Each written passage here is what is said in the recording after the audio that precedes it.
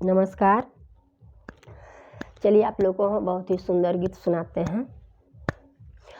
तोहार कौन चाल राजा रोज खिसियाला, तोहार कौन चाल राजा रोज खिसियाला।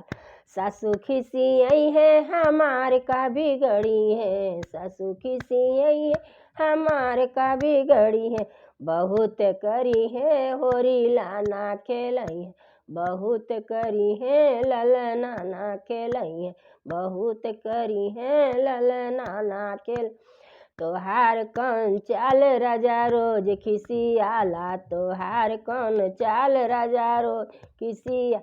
गोतिन खिसियई है हमार का बिगड़ी है, गोतिन खिसियई है हमार का बिगड़ी है। बहुत करी है रोटी अलगा बनई है, बहुत करी है रोटी अलगा बनई है। तोहार कौन चाल राजा रोज खिसियाला, तोहार कौन चाल राजा रोज खिसियाला।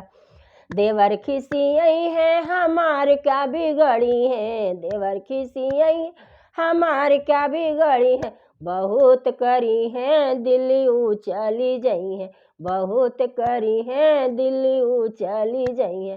तोहार कौन चाल राजा रोज खिसियाला, तोहार कौन चाल राजा रोज खिसिया, तोहार कौन चाल राजा रोज खिसियाला।